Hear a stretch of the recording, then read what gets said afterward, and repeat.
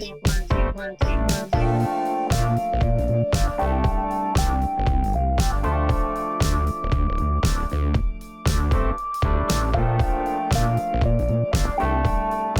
Tokyo, my dear friends. This is Daisuke, and I very much hope that this video finds you well and in very good spirits wherever you are in the world. And today I'd like to begin our discussion of the feature-length films from that great filmmaker and artist who is Brian De Palma. I'm very excited about this, and I'm so glad to see you here, my dear friends, because we are going to be talking about that film which is described as being from 1967, although there are other sources which describe it as being from 1968 or released in 1968. I'll get to that a little bit later. It is a film that is feature length. It is approximately 80 minutes, and it is a film where one could describe it as being, say, a film that might not necessarily be, say, the greatest Brian De Palma directed film ever, and it might be something that might be considered by some to be, quote-unquote, a minor work in the context of the Brian De Palma film canon. But I would suggest, I would try to suggest here that there is a lot in terms of how this film figures into the Brian De Palma filmography going forward, as well as being a very interesting and engaging work in its own right. And I'm speaking of this work, which is called Murder a la Mode. Now, just in case you are interested, for those who haven't seen it yet, please note that I will be talking about details of the film in a moment. But before I get to that part, I will just say that you can find the film Murder a la Mode through a number of sources. I think perhaps for me, the most accessible way for me to have seen the film Murder a la Mode is through the Criterion Collection release of Blowout, which is right here. This is the Blu-ray release of Blowout, and you can also get the recent 4K release of Blowout as well, which is right here. And in each case, you can find Murder a la Mode as its own supplement to this release of Blowout, and it's really cool. Therefore, you're getting, in essence, two films for the price of one. You're getting Blowout, and then you're getting Murder a la Mode. So it's well worth it to check it out. Now, Murder a la Mode also has a very interesting connection with Blowout, and maybe we can talk about that a little bit later in the actual discussion of the film. But before we do, let me also say that the film is described as being from 1967 on the Criterion release. On the back of the Criterion cover here, and also in the supplement section, it's described as being from 1967. Although I should point out that some other sources online, for instance, the American Film Institute catalog online, which can be found, I think, linked through Wikipedia, and also IMDb, etc., seem to be referencing this film as being from 1968. So 1967 or 1968, in any event, it is from the late 1960s. Brian De Palma feature-length film from the late 1960s. It can be described in general terms as being a film that has a number of the hallmarks of Brian De Palma's films that we will see later employed in his later works. And so in that way, once again, I think this film has a great sense of value in the context of his filmography. And also, I do want to urge and suggest that it is a very engaging and entertaining film in its own way. And so if you haven't seen the film Murder a la Mode, and if you are interested in the works of Brian De Palma, then I strongly recommend this going forward. So you can find it, for instance, in many places such as this Criterion release, Murder a la Mode. But now I will talk about the film in a little bit more detail. So if you haven't seen the film yet and you want to avoid spoilers, then I strongly suggest please turn off this video right now. You can come back to this video at any time. It'll still be up on this channel after you've seen the film. And so we can have a further discussion on this film, which is Murder a la Mode. Okay, so you're back, which means that you're okay with a little bit more detailed discussion of this film, Murder a la Mode, again, from 1967 or 1968, depending on the source. Now, I mentioned earlier that I felt that this film, or I feel that this film is, I think, a really good representation of the types of themes and concerns that we might see later in Brian De Palma's works. I really do believe that, and I think it's a wonderful film in that way, plus being a very fascinating structure and of a very interesting story involving a filmmaker and a young woman and a relation between the two that turns quite deadly and serious and leads to murder in the title, Murder a la mode, and also a confusion about ice picks, fake ice picks versus real ice picks, also witnesses and non-witnesses, friends who try to figure out what's going on, following others through cemeteries and mysterious, say, suitcases or trunks, leading to kind of climax as to who is the killer, what happened, why things are happening the way they're happening. Also, the idea of reality versus fiction, the meta aspect of the Brian De Palma universe, photography, voyeurism, filmmaking, and the like. It's all here in this really fascinating and quite enigmatic puzzle that's constructed in this very Brian De Palma way. So in that way, I think it has a lot of strength of cinematic character. And it's also, I think, a very entertaining film in its own way too. So I'll try to explain my feelings about both of these departments in the course of this discussion. So first of all, I think in the context of the Brian De Palma aesthetic, I mean, we have a film that starts off with this idea of photo shoots and film shoots. And so the photo shoot in question is over a kind of a title card sequence or opening title sequence. And we hear the song Murder a la mode, which is credited to William Finley. So we understand too, William Finley is also involved in the film as part of the cast. Andra Akers, William Finley, Margot Norton, and Jared Martin, and others, Ken Burrows, and also Jennifer Salt. But so we are reminded then that this film is a collaboration between Brian De Palma and William Finley. And this is a very important collaboration that we will see going forward in a number of subsequent films by Brian De Palma. But here we have William Finley mentioned not just in the context of the cast, as far as the character of Otto, but also in the context we understand of the theme song, the title song, Murder a la mode. So already I want to suggest that we have the way in which music or the title song with sung lyrics. This is, I think, a very important aspect, especially in maybe 70s Brian De Palma works. We will see the way in which theme songs and the lyrics are very important in subsequent films like, say, Greetings and Hi Mom, and also songs and sung music form a very strong, say, cinematic character and thematic character in a very important, crucial film by Brian De Palma, which is called Phantom of the Paradise. So already we have the way in which, like the songs and the lyrics seem to be a way in which there is a dialogue, if you will, between viewer and the film through the song. And this is, I think, a great example, this Murder a la mode, and that great refrain. It has a type of prog rock sound to it, which is really cool. And it also gives us this idea of almost like swinging 60s, in this case, swinging 60s city landscape of New York. Through the lens of this photography montage and this young woman that seems to be the subject of this photography montage, photo shoot that turns deadly in terms of the way in which the photography and images and shots and almost the staccato rhythm that seems to be echoing or or copying a type of the mimicry of the way in which photography, the mechanism of the photography apparatus, how this is paralleling the actual killing of this young woman that we see before us, before our very eyes.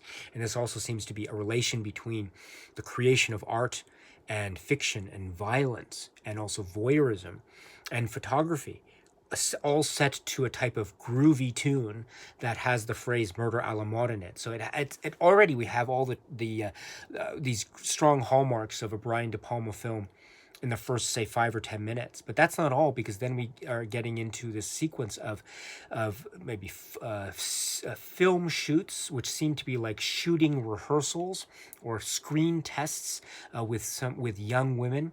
One of which is the actress who is Jennifer Salt. And what's so fascinating here is this concept of the screen test.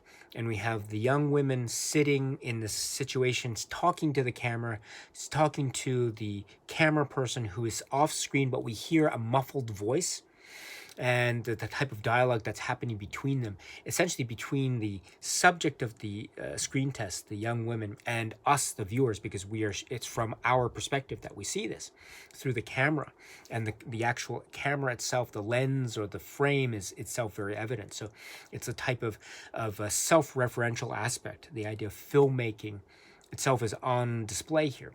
And also what's on display here is some dialogue. If you listen to, for example, Jennifer Salt's dialogue about what she is here for, the type of audition or setup, which is something to do with a character named Karen, and money for a boyfriend who needs to divorce his wife or something. Well, this is in essence the plot of the film Murder a la Mode that we're going to see in a couple minutes from now. So in this interesting way, what we're seeing here, this audition screen test thing, is almost like a meta conversation with us, the viewer, about the film that we are about to see. So already we have this setup of levels and layers. What is truth, what is not truth, or what is truth and what is fiction. And the foundations, I think, are being set up quite nicely. And we'll see this type of playfulness and this focusing in on the act of filming and the screen test in a number of other films going forward. I think one film that I think has a strong parallel with this quite directly is a film called The Black Dahlia, which is a more recent work from De Palma. But we will see also the way in which truth and fiction seem to blur, and that dynamic is I think quite fascinating. And in terms of what we see and what is projected, and we see that in the way in which art and television is used in a film like, say, Sisters, and how that's used in a film like, say, I mentioned Phantom of the Paradise and others. So it's really fascinating that we see this blend of media already within the universe of Murder a la Mode immediately. So it's really great in that way. And then going into then the subject matter of the film, which is, and also before that, we also get this idea of film and the character of Wiley. Who is Wiley? Well, we see the film later, and we meet Karen and Tracy, and this idea of Karen and the relationship between Karen and this man that she describes called Christopher, that leads into this situation involving Christopher and the filmmaking and the studio in New York, and Wiley and Otto. So all this stuff is the main part of the film that we see after this introductory sequence of the screen test and the photo shoot. So it's already got this really interesting structure, does it not? One sequence seems to be speaking to about the other sequence, which seems to be speaking about another sequence. And also there's a theme too about a photo shoot leading to murder. That's at the start of the film, which will of course be echoed when we get into the film itself, or the what might be said to be the actual the film that involves the characters of Karen and Tracy and Otto and Christopher. So getting into that section of the film, what we have is, I think, a number of things that are also very Brian De Palma-like. So the relationship, for instance, between the two women, Tracy and Karen, we have their meeting in the city. We have their talk about Karen's past, Tracy, as they're shopping. And it's interesting how it has this, again, staccato rhythm. There seem to be having a continuous conversation, but it's cut in various ways. So one cut leads to a totally different situation, which seems to be in a different corner or different perspective or different angle or even a different store. But it's all, the sounds or the dialogue is all continuous. So it's like one continuous conversation that's shot over many different places and locations and shots. So already have this playful way in which sounds and images almost have this strange disconnected rhythm to it, but that still feels organic. We see the playful way in which sound and or dialogue and image and editing are interacting in a similar way in films like, say, The Wedding Party or greetings, for example. We have shots of characters talking, and then from a different perspective, it's a completely different shot, but it's still the same dialogue or conversation. So it's a really fascinating way of that sound, dialogue, and image combination. We see it here already in Murder a la Mode. Also shopping and the type of following the characters through their shopping journey or their shopping adventure. We see shopping sequences in films like, say, Body Double in the early 80s, and how that is a very important thing, one character following another. And it's right here. And also we get this idea of very important information that's being revealed, this information about Karen and her relationship with Christopher, and the wife, and the need for a divorce, etc. So that all is revealed. But then it goes into the element of Karen visiting Christopher in the movie studio or the film studio, and we have Wiley and Christopher filmmaking process, the producer and the director, or the creator, as it were, and then Otto as well, who is this very odd and eccentric character portrayed by William Finley. This is, again, an instance where we have a great William Finley performance in a Brian De Palma film, and we will get so many great William Finley performances in many a Brian De Palma film going forward. This is, I think, a really memorable performance as Otto, the character of Otto. And he has some really eccentric qualities that make him stand out in this really great way. So, for example, when he's on screen, there's this whole thing, of course, about the fake ice pick and the real ice pick. And that has a type of comedic quality to it in terms of his own voiceover and the whisper and the change in tone of voice that he seems to be engaged in. Also, there's this a way in which his sequences, say, outside on the New York streets, for example, tend to be sped up or shot in a way that almost is akin to or reminding us of silent film comedy, or very physical comedy that one can see in say, very famous silent film comedies like that of, say, Harold Lloyd or Charlie Chaplin, etc. So already through this character played by William Finley, we have concepts of cinema and cinema genre and cinema technique calling attention to itself in a great way, celebrating cinema in a way, for example, silent film technique. And we see Brian De Palma engaging in this type of style, borrowing and maybe in a type of homage or in a type of a way of taking all concepts of cinema and really treating him and handling him in the way that is really his own. Here, I think the great example is silent film. Also, this reminds us, too, that Brian De Palma films are very much, too, handling elements of comedy. There are so many comedic elements throughout the filmography of Brian De Palma, including in films that are often, too, described as his quote-unquote thrillers. Here in Murder a la Mode, it's a film that is about violence, about voyeurism, it's about murder and killing. It's also about a mystery, but it's also about comedy. And I think that comedy shines through, for example, in the performance by William Finley here as Otto. It's really great. It's really, really great. So, and then we have the mystery element, this idea of Karen going to the place and meeting Chris, and there seems to be a little bit of tension between the characters, going out, going back in, and then the mystery of Otto, what's Otto's presence doing there, and then suddenly she is killed. She is killed in this very violent way with an ice pick. There's a moment, too, where there's a type of dream sequence.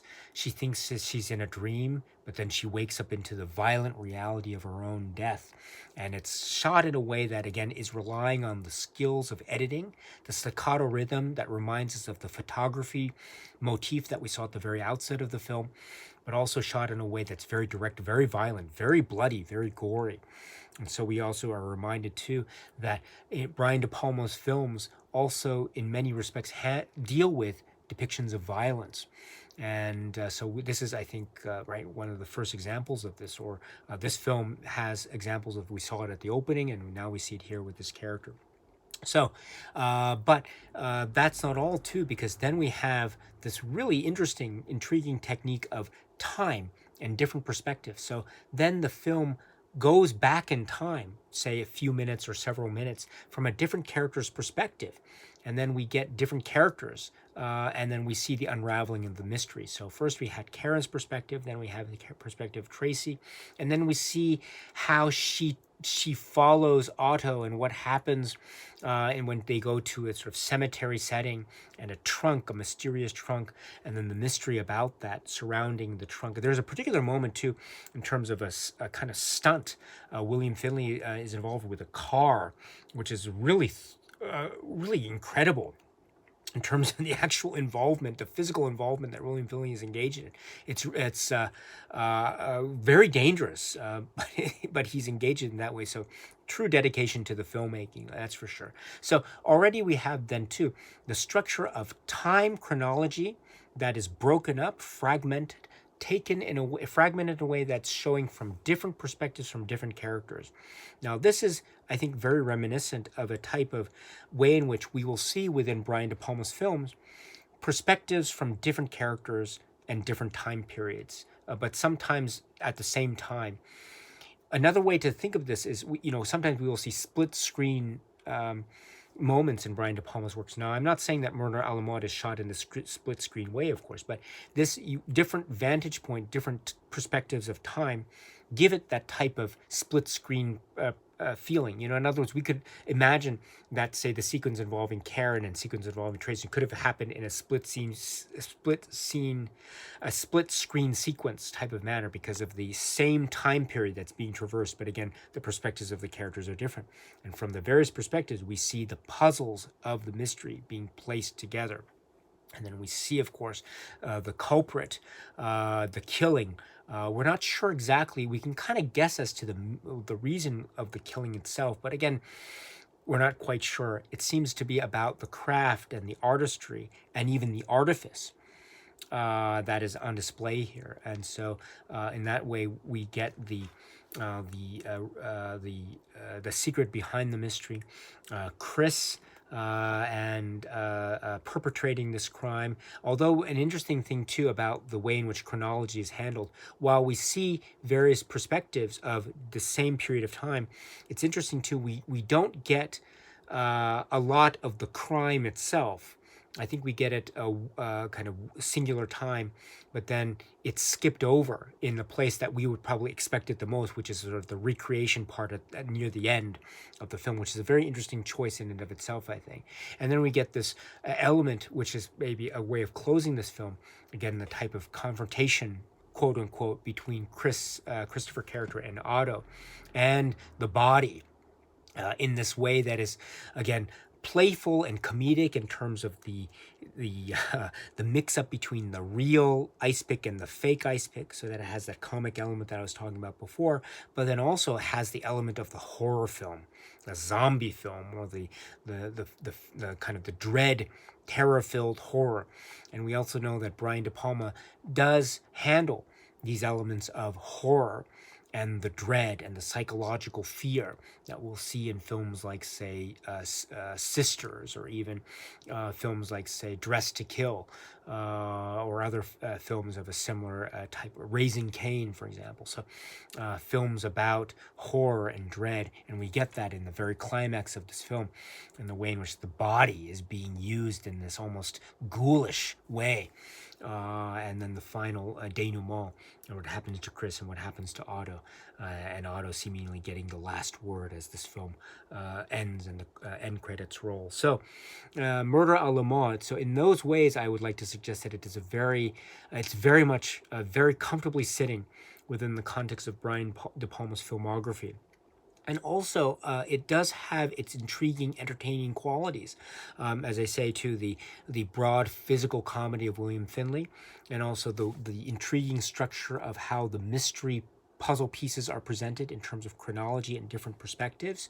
And then also, too, the type of swinging 60s carefree aspect of the experimental nature of the film, while also giving us, I think, lovely little elements to enjoy, such as the theme song, the type of prog rock sound of Murder a la Mode, which is again reminding us of the musical qualities and sensibilities of Brian De Palma. So in those ways, I want to suggest suggest that it is a film that I think can be very entertaining and engaging in its own right.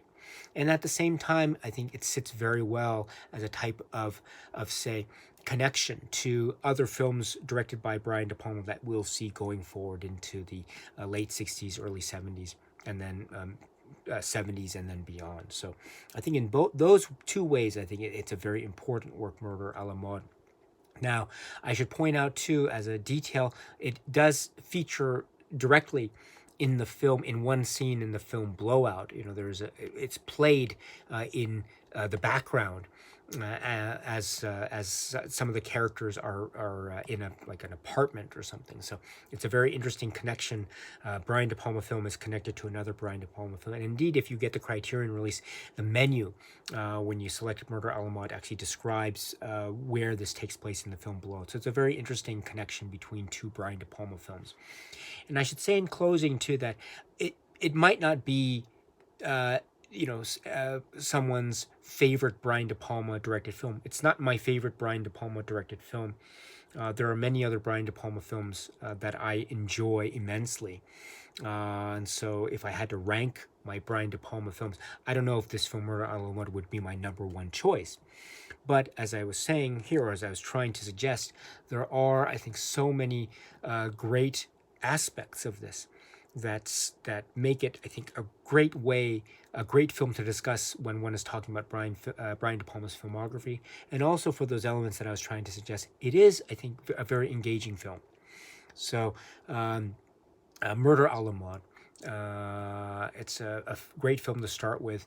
And again, we will be talking about other Brian De Palma films going forward. And so hopefully, maybe when we talk about those, we can be reminded about those elements that we actually saw from the late 1960s in the film like Murder a la Mode. Okay, my dear friends, so that's it for now. And so I hope to see you again at the next Brian De Palma film discussion video, which I hope will be up very soon. So, but until then, my dear friends, please be happy and healthy and well, and please keep on watching a lot of great, great movies, including Brian De Palma movies. So until we see each other again, thank you and cheers.